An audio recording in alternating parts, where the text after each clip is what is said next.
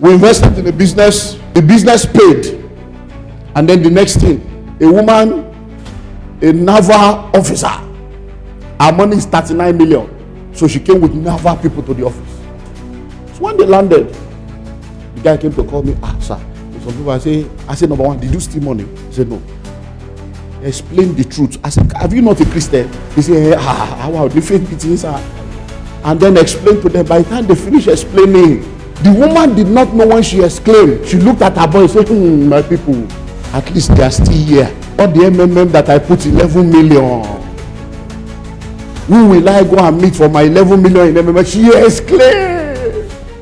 She put 11 million in MMM. Who is she going to fight?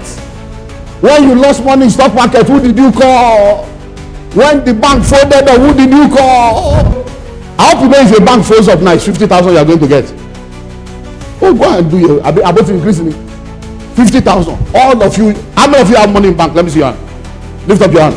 All the money you have in bank, if that bank folds up now, you are getting 50,000. Will you go and call the MD of Zenith to say you want to meet him? The more you learn, the more you understand. When it comes to life, we all understand the banking system. In the banking system, you make deposits into a bank account so that the deposits you have made can be kept safe until such a time as you will require those funds to be able to do something that is important for you. So when you make deposits in an account, when it's time to make a withdrawal, what happens is you are confident that you can make a withdrawal because you've made a deposit. Now, depending on the kind of account that you run, the deposit you made can yield interest, and the deposit you make may not yield interest. But in the same vein, as you do in the physical or in the financial, that's the same way it is in the emotional. In the world of relationship, we don't necessarily trade in currencies, but we trade in emotions, we trade in feelings, we trade in thoughts, we trade in ideas. So when you relate with people, what we are saying here is that your emotional bank account status plays a major role in your relationship. That means if you are relating with people and you want to succeed in your relational life with people, you need to ask yourself, what deposits have I made in this person or in this relationship that gives me the confidence to expect a withdrawal? So if you're relating with people and you've not made any meaningful deposits into that relationship, when it's time to make a withdrawal, it becomes unrealistic for you to expect to withdraw where there has not been deposit. And there we begin to see the different kinds of deposits we can make into a relationship. Being kind. When you are kind to people around you, whether you know them very well or not, you are making a deposit. Being honest. When you are honest with people, you are making a deposit. When you are kind to them, there comes a time when they have an opportunity to repay the kindness. When you are honest with people, there comes a time when they have an opportunity to defend you, and they are able to defend you confidently because of the level of honesty with which you related with them. Being loyal. When you are loyal to people, then it steers them up to loyalty. It steers them up to reciprocity. Why? Because of the deposit you've made. Being a promise keeper. When you keep your promise to people, you make a promise and then you keep it. You make a promise and then you keep it. It helps you to be able to build. For instance, we're coming to church this morning and we're in the car, and then we pass through a pizza place, and my son said, "Oh, Dad, you promised that you're going to buy me pizza last week." I said, "No, I did not promise you."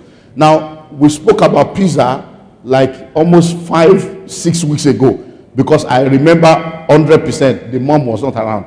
Now today, because the mom was not in the car, his mind is telling him, I said, "Look, your mom was in the house. She has been back for more weeks. So it's not now. It's not last week Sunday. I didn't promise you last week." He said, "No, Dad, you promised."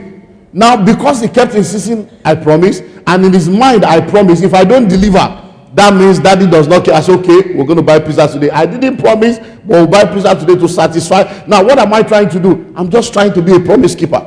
Because in his mind, I promised him last week, but I'm 100% sure I didn't promise him. Hello? So, being a promise keeper, managing role expectations. All these are deposits. When you are able to manage the expectations you have, because many times we expect from people what they cannot deliver. We demand from people what they don't have to deliver, and then because they don't meet our unrealistic expectation, then we judge them wrongly. So you need to, even in your expectation of people, all these things matter a lot when it comes to your emotional bank account. Many relationships have been messed up just because of all these things. We are not kind. Some people are just, they are not kind. Now let's move on. Learning to say sorry. Do you know how difficult it is for some people to say sorry? Hey, why can I say sorry? I'm not wrong. It has nothing to do with being right or wrong. It has everything to do with being matured. Hello? It has something to do with being effective. Effective people are matured enough to know that a soft answer turneth away rough. When someone is coming to you hot, even though they are wrong, oh, I'm sorry, but please, what exactly is the issue? By that sorry, you are first of all quench the fire. There will not be some, I'm sorry, but I don't know what exactly is the issue. What's wrong? And by the time they begin to say, I heard that, or they say, no, they will not be the one to end up saying sorry. But if they came, say, hey, fire for fire, because it's a lot of trouble. Please, what will it cost you to say please? Hello? What will it cost you? It doesn't change anything. Sorry, please, thanks. Someone has done. You know why we sometimes don't say thanks? Because we think it's our right. Hello, how can I thank my wife for giving me food? Not me pay. Is it not my money? Do you understand? So she has given you food, you have eaten. Oh, thanks, love. Your wife is taking the plate from you or your son, and they are taking it to the kitchen. Oh, thanks. Is that a problem? Is that, of course, why won't they carry plates?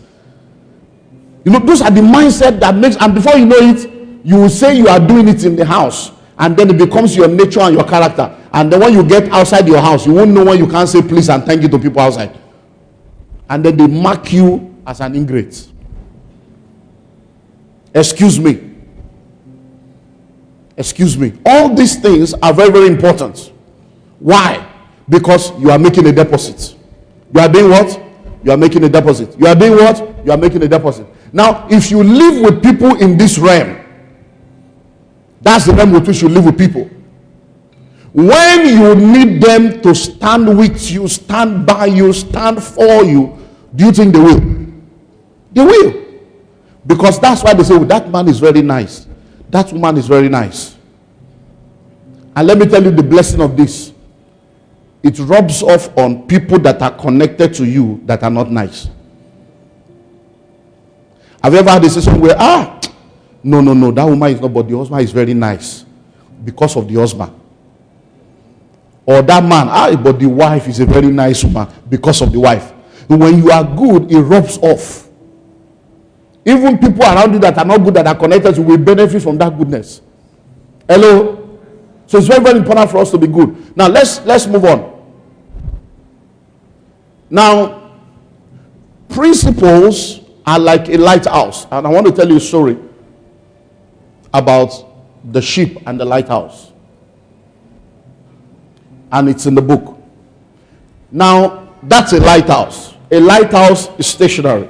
The lighthouse is supposed to be directional, just like you have the control tower in the airports. The control tower is supposed to be stationary. It's supposed to be able to have all the gadgets to help you to take off and land safely. That's the way a lighthouse is in the sea. So the lighthouse is there giving direction and all the stuff. And then this ship with a military captain and every people were going. And then as they were moving on, they saw the lighthouse far away. And from their own point of view, it was another ship that was coming. So they sent out a signal and said, hey, Mr. Man, change course. A ship carrying important people is coming. Change course. And from the other side, they said, no, you change course. And then they say, how dare you tell me to, do you know who I am? Do you know who I am? Do you know who are the people on this ship? Captain so and so, General so and so. He said, well, It doesn't really matter who is on the ship. Change course. He said, are you not hearing me? If you don't change course, you are going to see trouble. By this time, they are getting close. He said, change course. This is the lighthouse. This is the lighthouse. Change course. And all of a sudden, they now started. Why? Because the lighthouse is not going anywhere. So whether you are a general, you are the one that we have to change. Principles are like lighthouse. You don't fight principles. Hello? To think you can be bad and see good is deception. It doesn't matter how I live my life. It doesn't matter what I do. When I need it, it will happen. It doesn't work like that. Life is governed by principles. To think you will reap when you have not sown is deception. Where there is no seed, there is no harvest. A farmer cannot prophesy to the ground and apple will show up. It's a defining moment. What you do this month will determine the remaining part of the year. So one thing you need to learn to do as an individual is to align your life with principles. Discover the principles that govern different aspects and align your life with the principles. And once you understand that, you will realize that things will become easier for you because you just found out that things will be moving because you are leveraging on time-tested principles that have worked all over the world. For instance, there's a principle called the principle of self-preservation. That's why we eat. I hope you know. We don't live to eat. We eat to live. The reason why you are born is not so that you can eat. But you eat so that you can stay alive.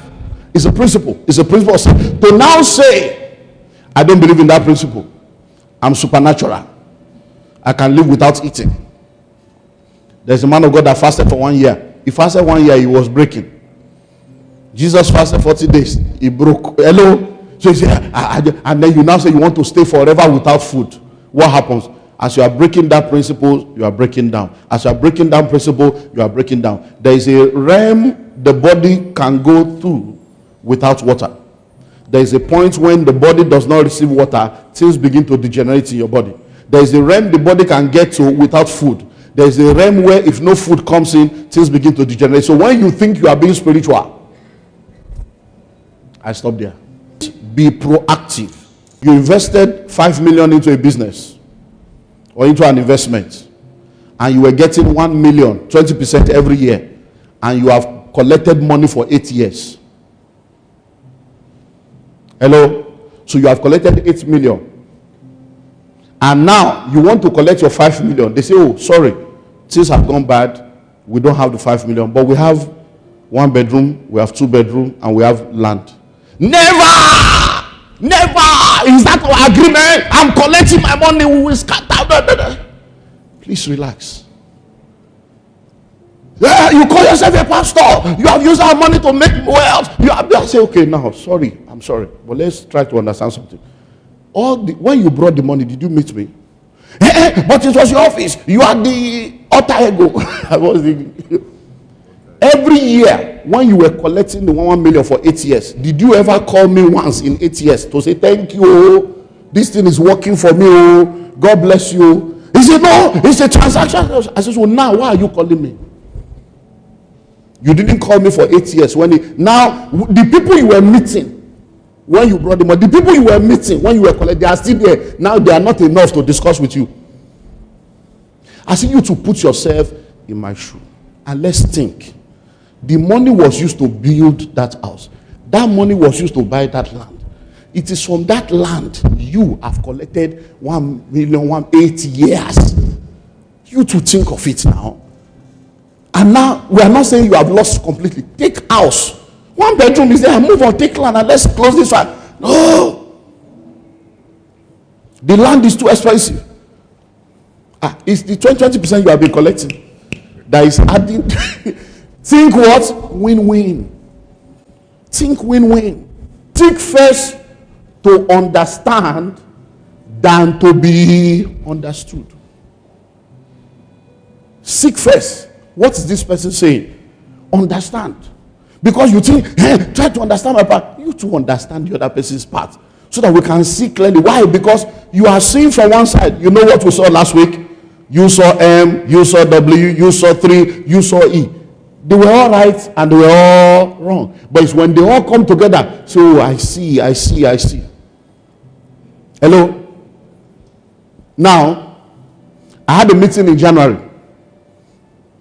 with someone that has 3 accounts, total 69 million. And the man traveled down, so he wants to, so we sat down. He said, I got your letter. He said, thank you. He said, thank you, at least you invested so much that there is enough land to share for all of us. He said, thank you. He said, all the things I learned from you is what changed my life. He said, I have houses now, I have investment now, it's because of it. He said, I was traveling from Delta State every month for 4 years to come and listen to you, your monthly seminar, and you changed my life.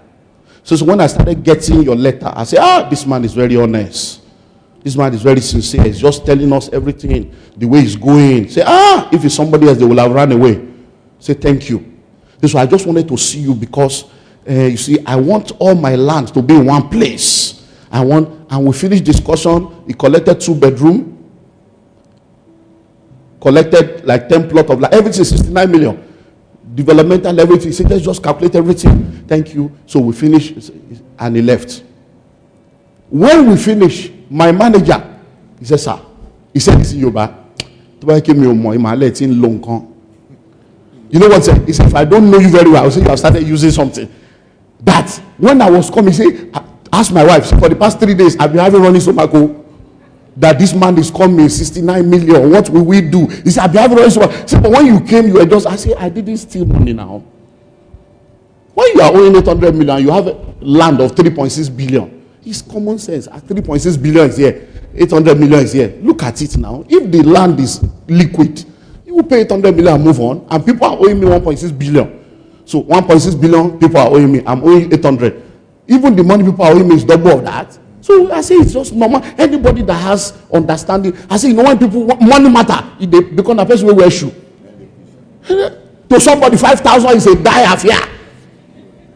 I said, but the man, he said, the man looked at me, he said, well, you know what that means? He said, the money I invested, I have collected my money. Every other thing I'm collecting now is interest. Someone's understanding? Synergize. Someone says synergize. The world we live in today is a world of collaboration. It's a world of networking. Trying to do it alone, there are many things you are going to end up losing.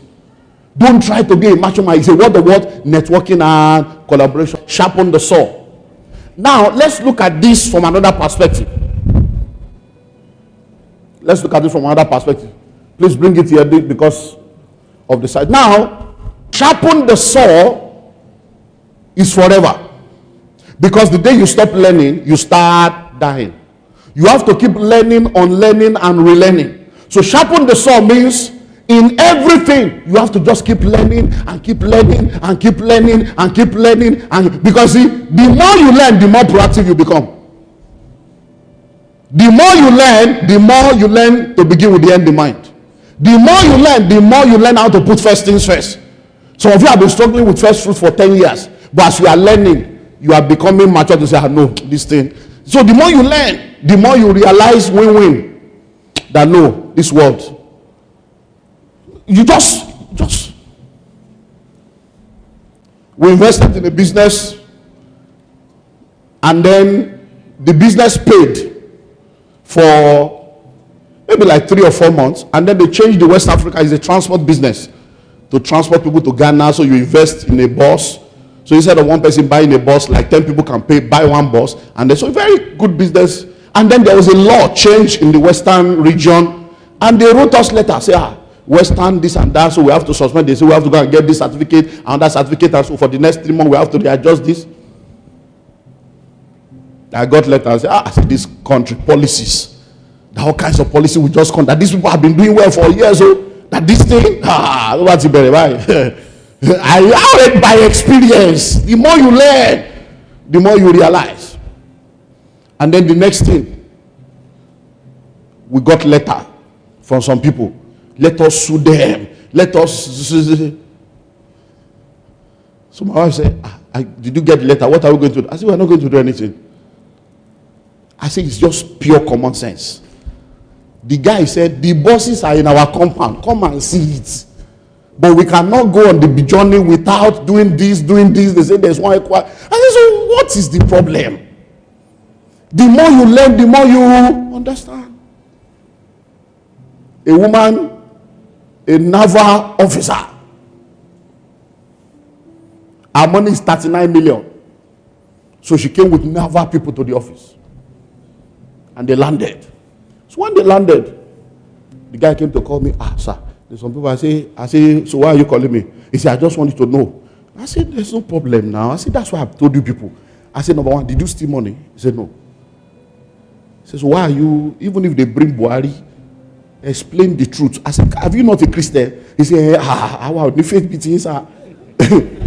I said, the Bible said you can do nothing against the truth, but for the truth. I said, don't lie to anybody. Tell them the truth. I said, do you have the list I told you to make of people we are paying? Then we are still paying people. He said, yeah. I said, so bring out the list. Those people are alive. They can call them to say, are they paying? I said, so show them the list that we are still doing small. Show them the people owing us. And then explain to them. By the time they finish explaining, the woman did not know when she exclaimed. She looked at her boy and said, my people, at least they are still here. Not the MMM that I put 11 million. Who will I go and meet for my 11 million in MMM? She exclaimed. She put 11 million in MMM. Who is she going to fight? When you lost money in stock market, who did you call? When the bank folded, who did you call? Hello? I hope you know if a bank folds up now, it's 50,000 you are going to get. Oh, go and do your. I bet you increasing 50,000. All of you. How many of you have money in bank? Let me see your hand. Lift up your hand.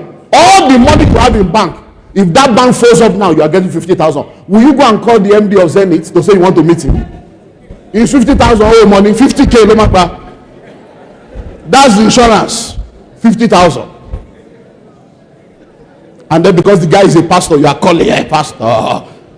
One guy came here, said, where's my money? You are still doing, I saw a truck delivering diesel in your church. You have money to be buying this, you are not paying my money. Can't you raise offering from your church and give me and say, hey, it's the same you people that will say men of God are fake. Now the genuine one, you should go and collect church money to pay you.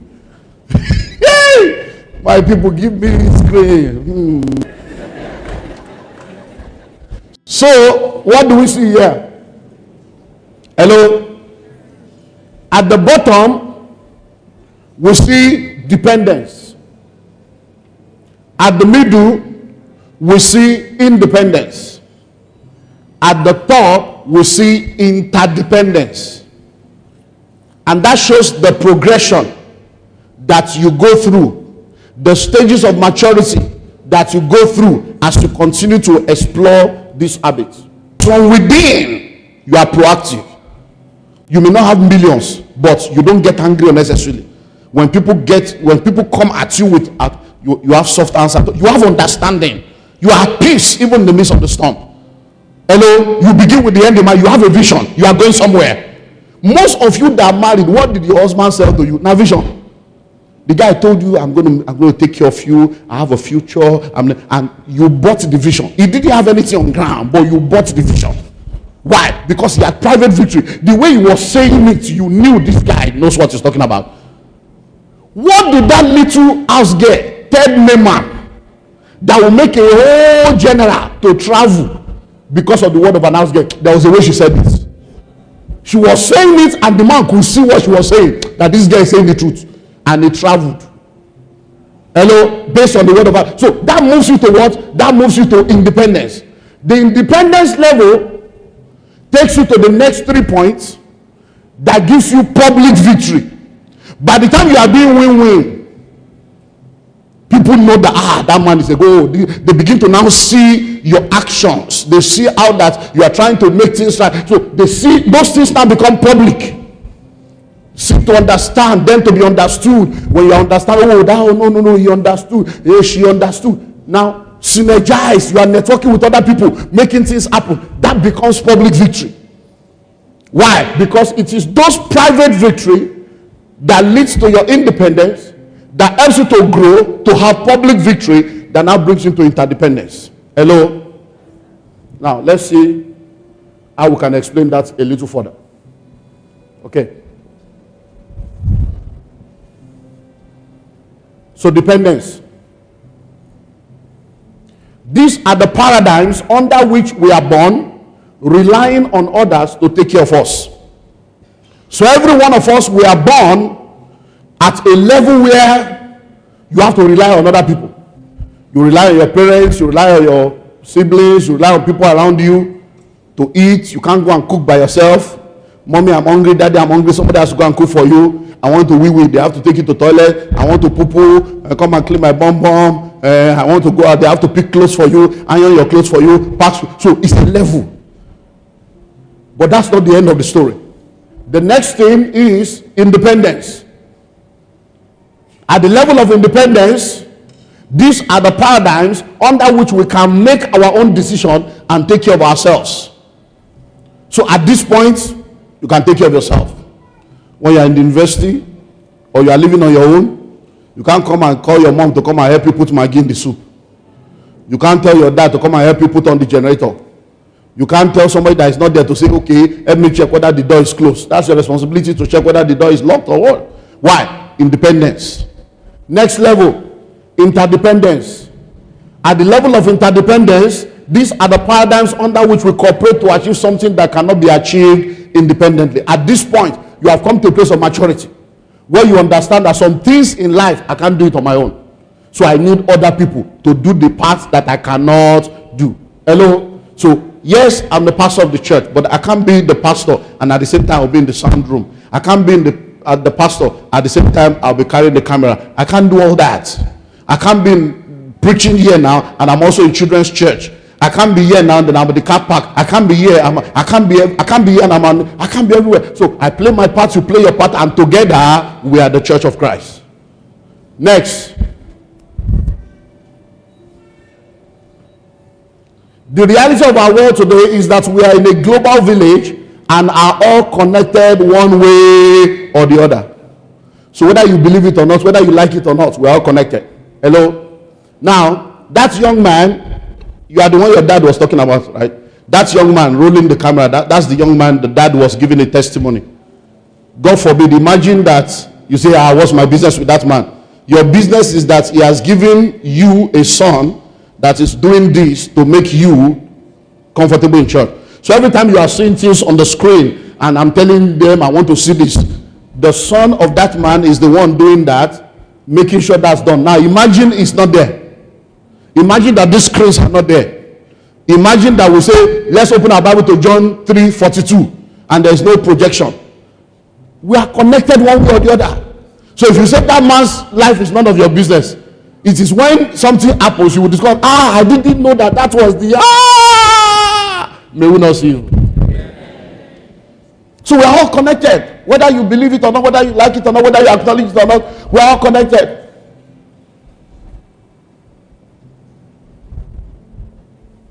So we are all interdependent. I need you, you need me, we are all a part of God's body.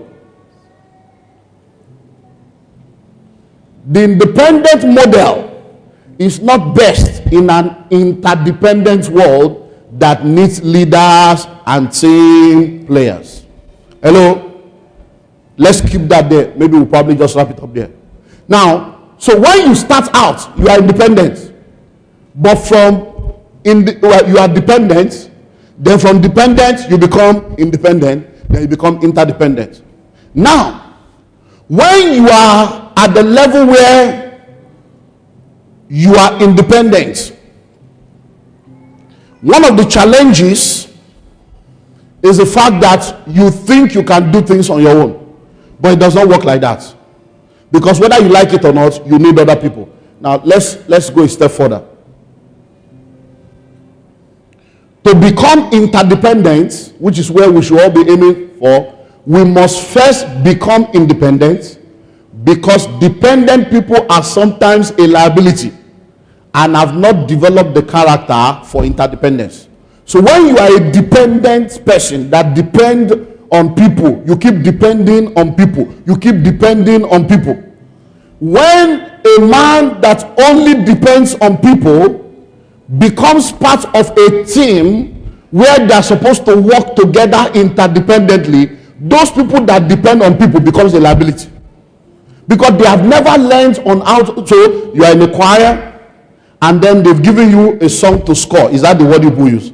To score. So you have your part, and it's okay. Since we only meet once or twice a week, you go and do this, you go and do that. When we meet on Saturday, you will have done your part and we'll come together. But because you are a dependent person, even though they gave it to you on Sunday, by the time you come on Saturday, I did the other time. I was so busy. Why? Because there was nobody there to remind you, to knock your head. Have you done this? Have you done that? So you come and then you become a liability. But if you are an independent person, whether there is somebody telling you what to do or not, the very minute they chose you and gave you your part, once you get home, you plan your programs. Okay, on Tuesday, I have to spend 1 hour to do this. During Wednesday break, since I'm fasting, that's 1 hour on Wednesday. I will not follow them. I will just go into the storeroom and I will do this 1 hour. Why? You are independent. So you are matured enough to plan your time. So by the time you come on Saturday, by the time we just do 30 minutes rehearsal, it's as if we have rehearsed for 5 hours. Hello? And that maturity affects every aspect of our lives. So you know what happens? A young boy, a young girl grows up as a baby in the realm of dependence. And the only way the baby gets the attention of daddy and mommy is by crying. When you have a little baby and they are crying, what do? You run to them. Right? You check their diaper, they are nappy, maybe they are wet, maybe they are hungry. Why? How did they get your attention? Crying. Why did you run to them? Baby. Now your 7-year-old boy is hungry.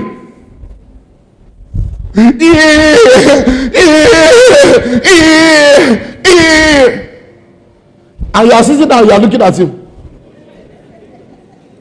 and you are asking, what's happening to you? Can't you talk? What's happening to you? Open your mouth and talk. I'm hungry. You are hungry. Come here. You are hungry. You are hungry. That is why you will not allow you. You can't open your mouth. You are hungry. You can't go to the kitchen and you are hungry. Why? Because what used to get your attention when they were a baby gets you annoyed now they are an adult.